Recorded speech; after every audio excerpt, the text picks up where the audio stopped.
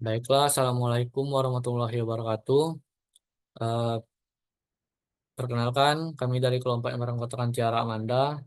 Lalu ada saya sendiri Fikri Haikal, eh, yang akan dijelaskan oleh saya Fikri Haikal, di mana di sini juga ada Tiara Amanda, di mana sedang terkendala sinyal karena sedang di perjalanan pulang kampung.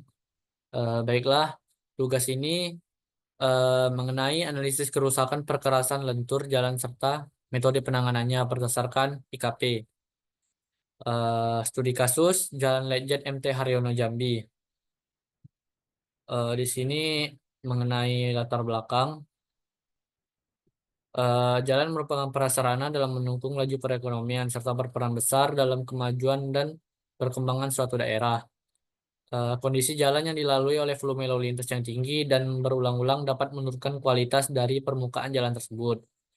Lalu di sini penelitian ini mempunyai tujuan yaitu untuk mengetahui jenis-jenis kerusakan, menilai kondisi perkerasan jalan menggunakan pedoman indeks kondisi perkerasan atau IKP, serta memberikan alternatif penanganan sesuai kerusakan yang ada pada ruas jalan tersebut.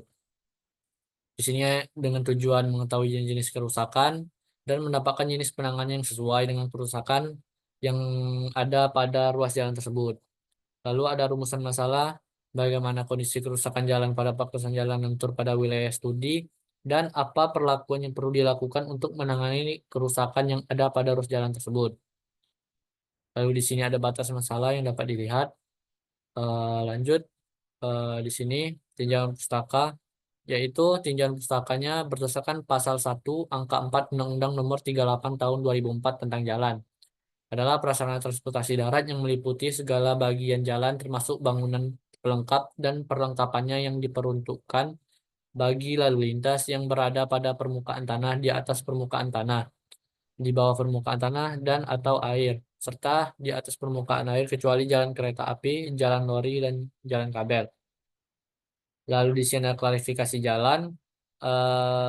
Menurut UU No 13 tahun 1980 tentang jalan dan peraturan pemerintah nomor 26 tahun 1985 tentang jalan.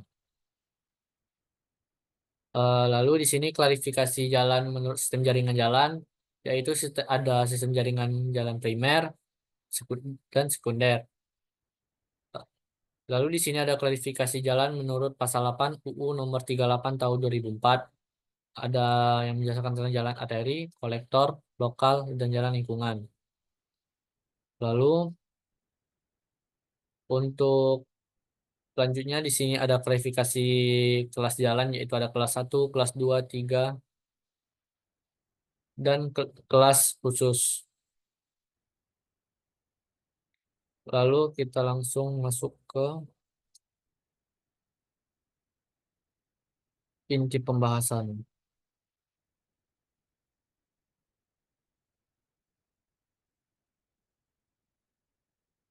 Baiklah, di sini metode penelitian yang diterapkan pada tugas yang dilakukan adalah dengan menggunakan metode penelitian evaluasi atau juga dikenal dengan metode studi kasus, di mana penulis melakukan evaluasi kondisi di lapangan untuk mengetahui kerusakan jalan pada lokasi yang ditentukan.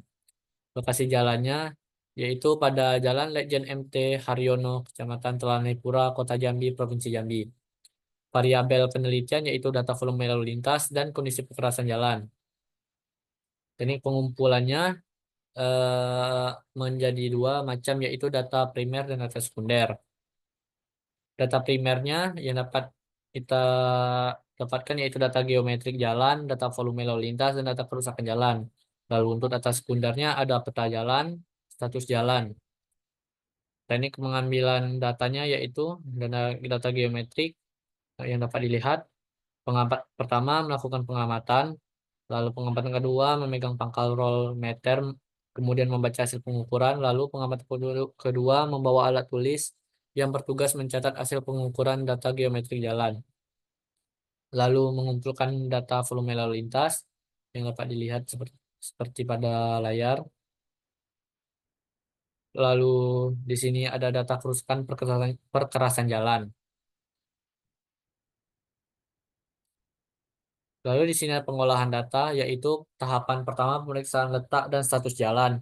Pencatatan LHR akan disesuaikan dengan tipe kendaraan pada perkotaan atau luar kota seperti pada MKJI 1997. Lalu kedua, pendataan kerusakan perkerasan jalan pada wilayah studi.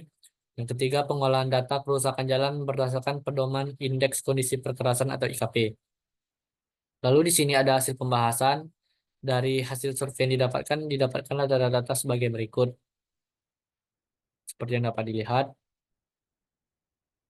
pada beberapa STA ditemukan beberapa kerusakan yaitu ada seperti tambalan, lubang, pelepasan butir, alur, retak buaya, dan amblas. Lalu di sini ada perhitungan kerusakannya yang dapat dilihat. Lalu untuk perhitungan nilai pengurang kerusakannya dapat dilihat juga seperti pada gambar grafik.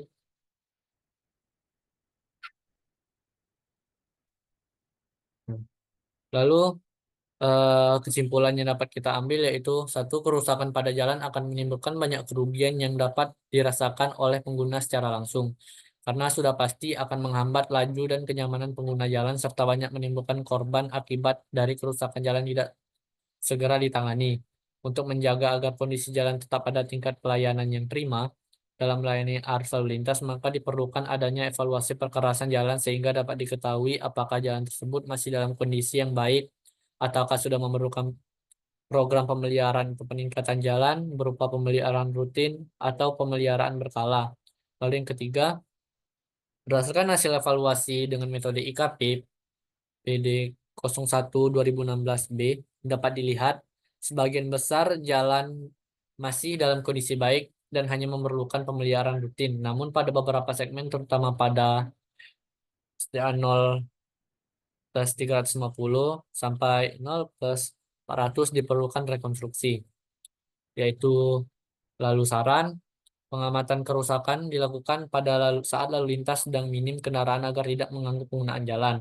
Lalu yang terakhir, pengukuran kerusakan yang dilaksanakan baiknya lebih teliti. Baiklah, mungkin hanya itu yang dapat kelompok kami sampaikan. Eh, saya Fikri Haikal dan teman kelompok saya Tiara Amanda ucap undur diri. Terima kasih. Assalamualaikum warahmatullahi wabarakatuh.